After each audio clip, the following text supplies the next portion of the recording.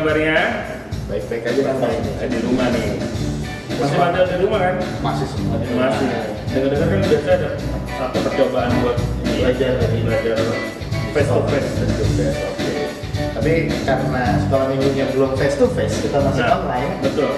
Sekarang semuanya siap untuk memuji nama Tuhan secara online lagi kan? Siap dong. Pastinya. Sama Koko Ilvan dan Koko Malvin. Ya udah, sebelum kita memuji nama Tuhan, kita mau satukan hati dulu, kita mau berdoa ya. Nanti ikutin Koko berdoa. Oke. Ya, adik-adik semuanya yang di rumah siap-siap doa ya. Yuk, nanti ikutin Koko berdoa. Tuhan Yesus yang baik, Tuhan Yesus yang baik, terima kasih pagi ini kami semua kembali mau berkumpul beribadah dalam sesi online. Pimpin kami supaya kami mau tetap semangat memuji dan membesarkan nama Tuhan dari rumah kami masing-masing.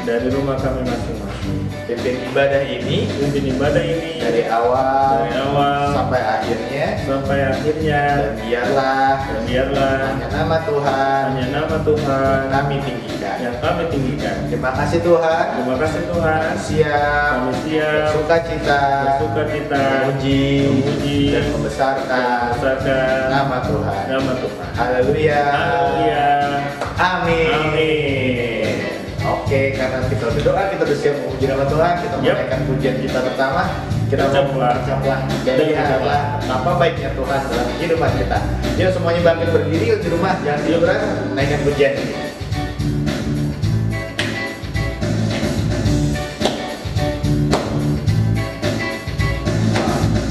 Kecaplah dan lihatlah betapa baiknya Tuhan itu.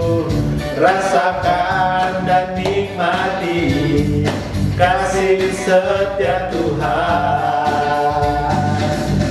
Kecaplah dan lihatlah betapa baiknya Tuhan itu. Rasakan dan nikmati kasih setia Tuhan. Kasih setia Tuhan.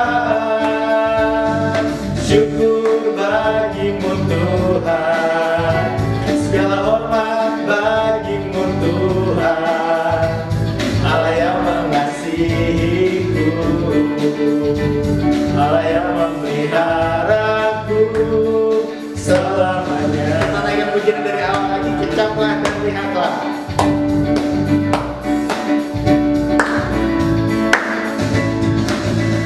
Kecaplah dan lihatlah betapa baiknya Tuhan itu.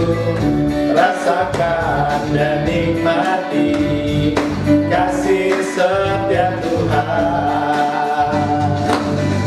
Kecaplah dan lihatlah betapa baiknya Tuhan itu.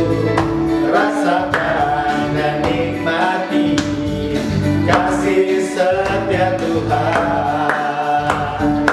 Kasih setia Tuhan. Syukur bagimu Tuhan, segala hormat bagimu Tuhan, Allah yang mengasihiku, Allah yang memeliharaku. Syukur bagimu Tuhan, segala hormat bagimu Tuhan, Allah yang mengasihiku, Allah yang memeliharaku selamanya.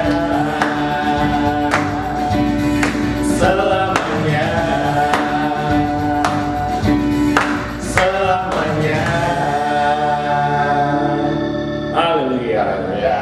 Ini masih semangat kayaknya buat pujian sama Tuhan ya, Kok Malvin ya? Masih dong. Kita sambung pujian kita yang berikutnya apa? Mari kita bersukaria. Kita harus bersukaria di hadapan Tuhan. Makanya nyanyinya lebih kencang, tepuk tangannya di rumah juga jangan malu-malu. Ya kalau di rumah saut-sautan kanan kirinya makin gak.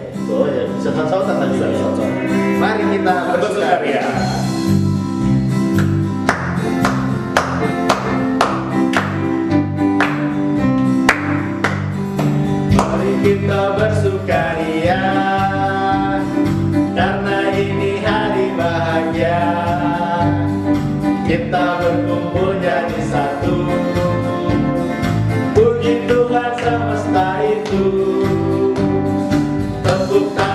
wajah berseri, hilangkanlah hati yang sedih. Bukankah Yesus berkata damai yang Dia berikan kita? Mari kita bersukaria. Mari kita bersukaria, karena ini hari bahagia. Kita berkumpul jadi satu. Puji Tuhan semesta itu. Haleluya. Tepuk tangan wajah berseri, hilangkanlah hati yang sedih. Yesus berkata, bukankah Yesus berkata damai yang Dia berikan kita? Mari kita bersukaria. Mari kita bersukaria, karena ini hari bahagia. Kita berkumpul jadi satu. Puji Tuhan semesta itu. Haleluya. Tepuk tangan wajah berseri, hilangkanlah hati yang sedih. Yesus berkata, bukankah Yesus berkata damai yang Dia berikan kita? Mari kita bersukaria. Kelihatan untuk maafin semuanya di rumah, walaupun di rumah tapi bersukaria dalam Tuhan. Amin. Jadi kalau kita udah bersukaria, kita udah nyanyiin pujian buat Tuhan, sekarang tiba saatnya kita juga mau dengerin firman Tuhan. Betul. Jadi mau siapin hati kita buat firman Tuhan, tapi sebelumnya kita juga mau naikkan pujian kita. Kita mau bilang sama Tuhan, kalau kita mau cinta Tuhan Yesus lebih lagi, kita naikkan pujian kita pada Tuhan. Saya cinta Tuhan Yesus.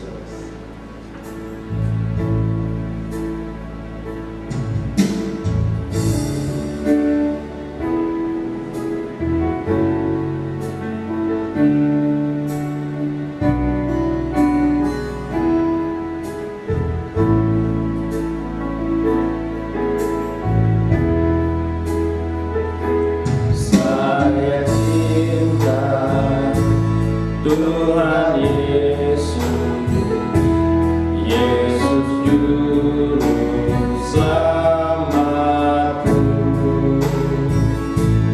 Dengan segenap hati jiwa, saya cinta Tuhan. Sekali kita katakan, saya cinta Tuhan Yesus.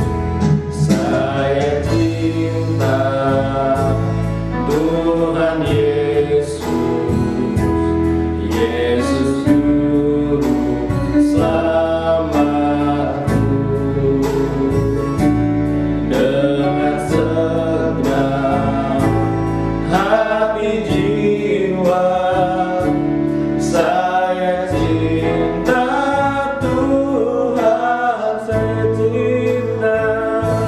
Saya cinta Tuhanku, saya cinta Tuhanku, saya cinta Tuhanku, saya cinta Tuhanku, saya cinta Juru Selamat.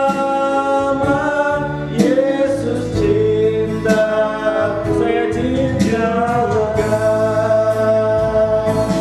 Saya cinta Tuhanku, saya cinta Tuhanku, saya cinta Tuhanku, saya cinta Tuhanku, saya cinta Juru Selamat.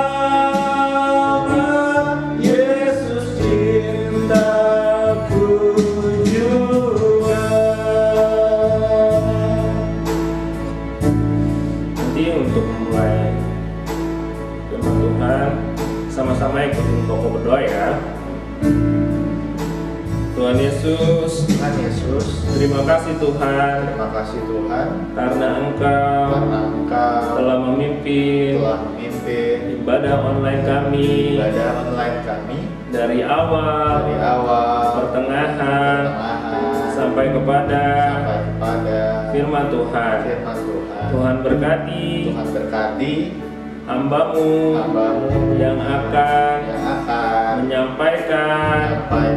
firman Tuhan. Firman Tuhan. Tuhan pakai kami Tuhan pakai kami untuk duduk diam, duduk diam, mendengarkan mendengarkan firman Tuhan. Firman Tuhan. Terima kasih Tuhan, Terima kasih Tuhan. kami siap Kami siap mendengarkan mendengarkan firman-Mu. firman Hanya di Hanya dalam di dalam nama nama Tuhan Yesus Tuhan Yesus kami mengucap syukur. kami mengucap syukur. Haleluya.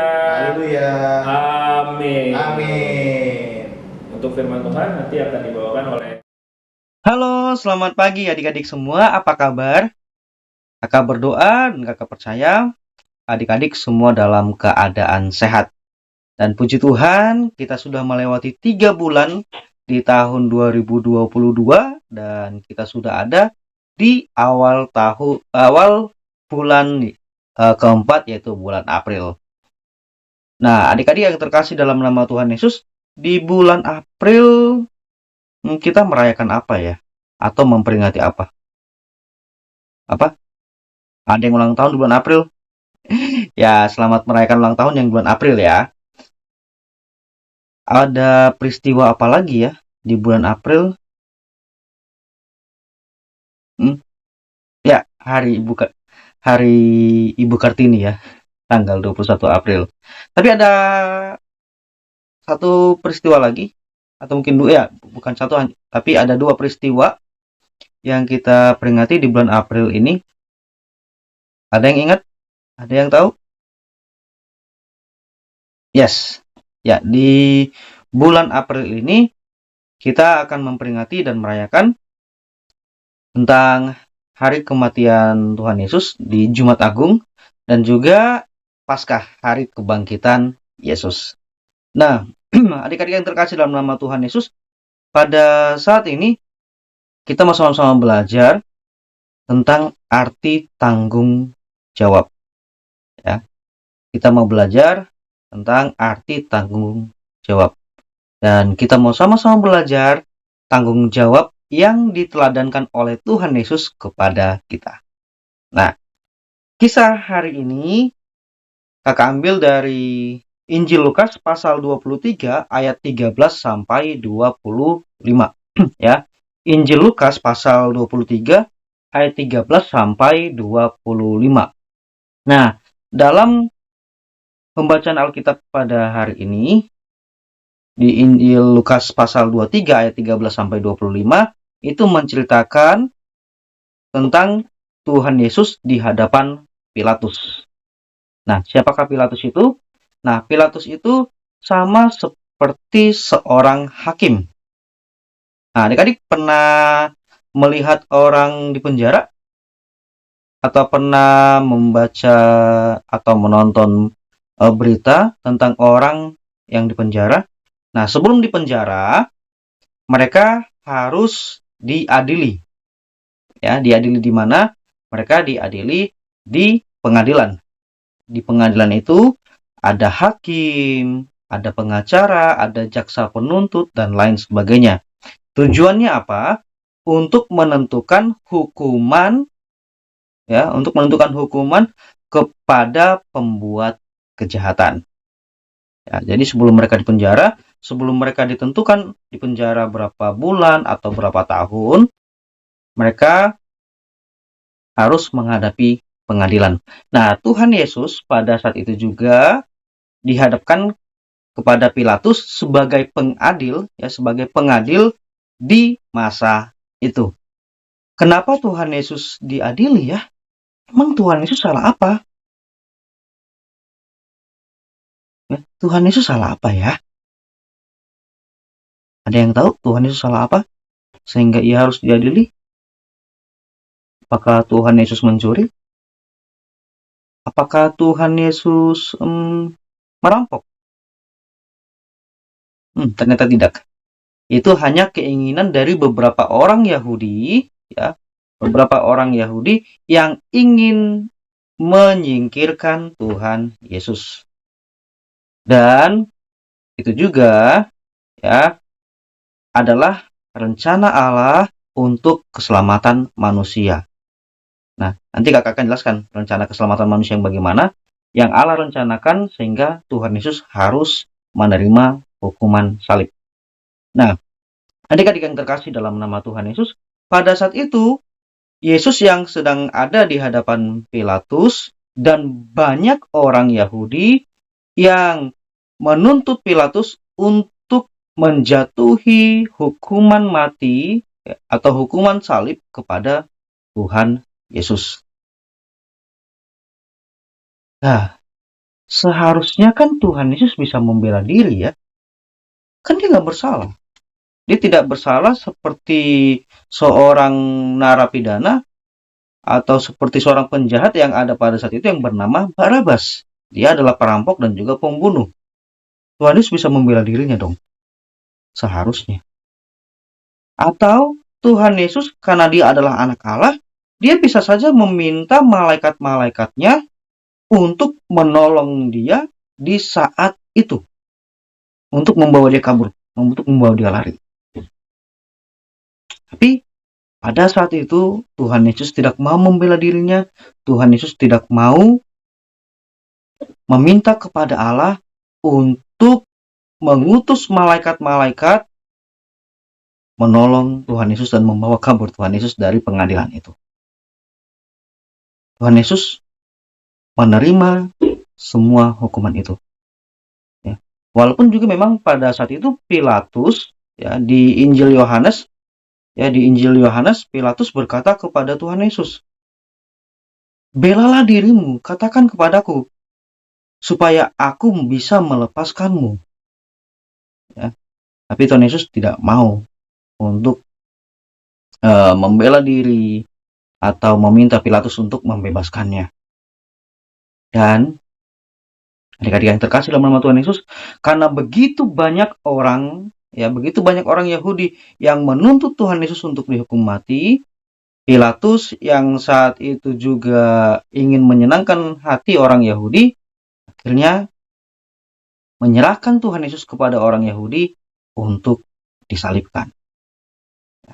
Dan akhirnya Tuhan Yesus dijatuhi hukuman salib. Nah, adik-adik yang terkasih dalam nama Tuhan Yesus, apa yang mau kita pelajari dari tanggung jawab yang harus kita teladani dari Tuhan Yesus? Tanggung jawab yang ditunjukkan dan diteladankan oleh Tuhan Yesus kepada kita adalah Ia mau tetap setia ya, mengikuti semua proses yang harus Ia jalani untuk menebus dosa umat manusia. Ya. Dari proses apa? Dari proses ketika Ia ditangkap di Taman Getsemani, proses ketika Ia diperhadapkan kepada mahkamah agama, dan yang berikut ini adalah ketika Ia dihadapkan dan diadili oleh Pilatus.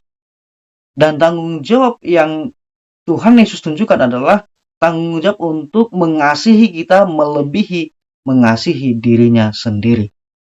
Ya. Ia mau menyerahkan dirinya untuk dihukum, Ia mau menyerahkan dirinya untuk menerima salib itu agar kita semua diselamatkan.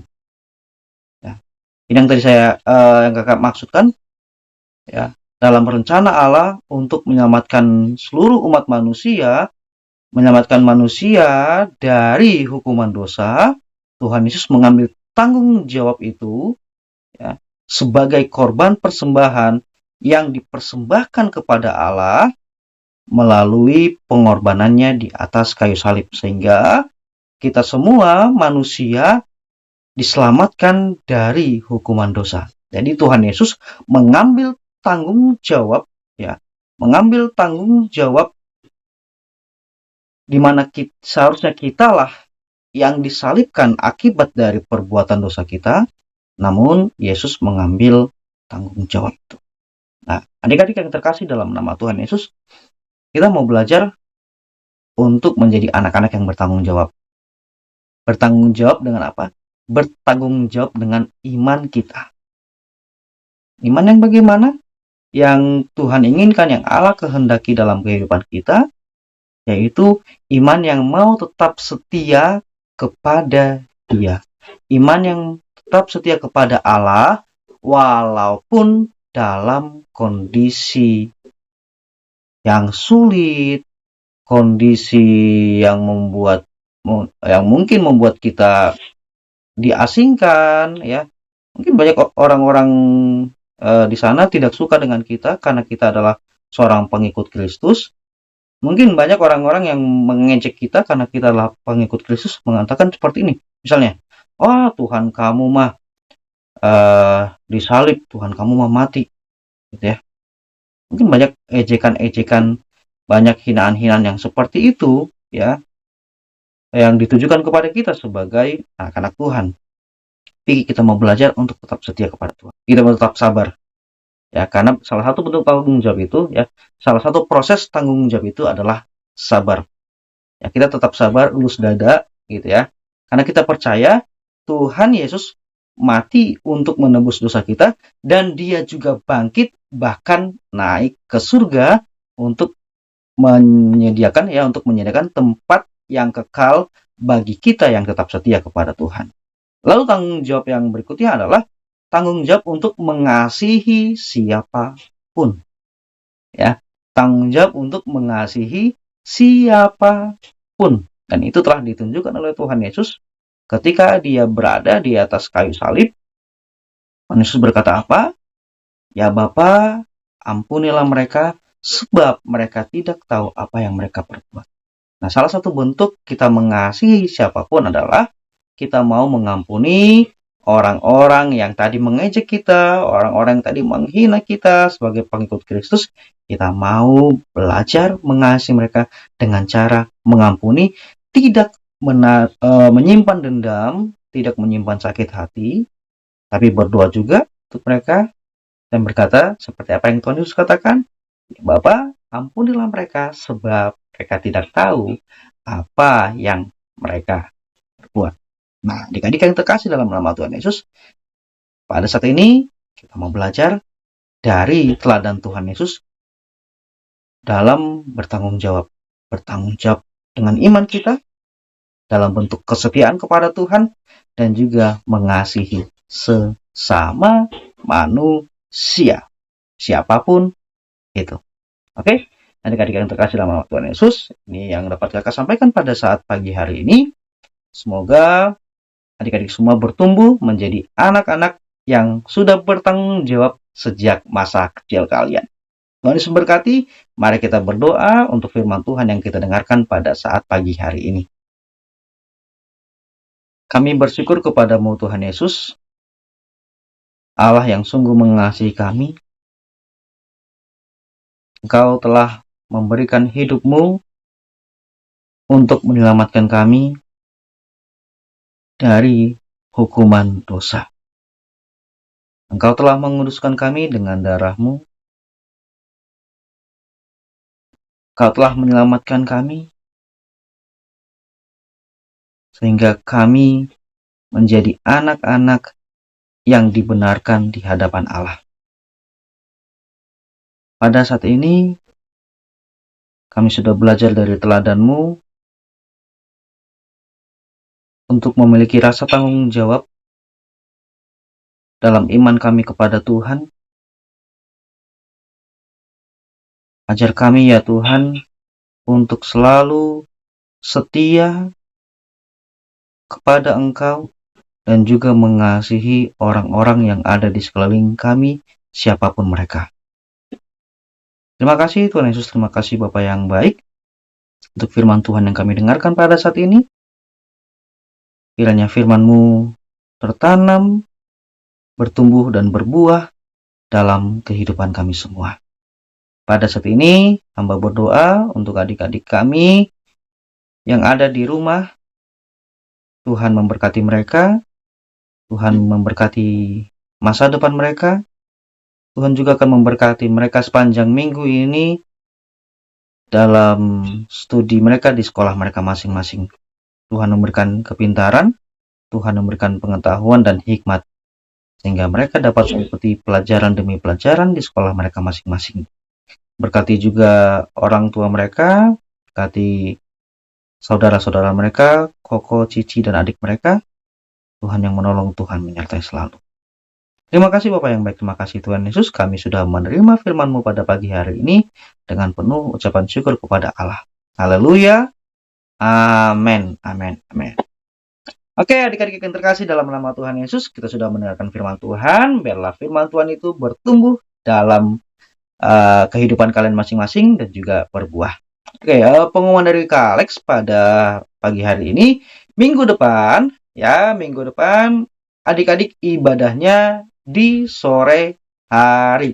Dan kalian akan bertemu dengan teman-teman lainnya.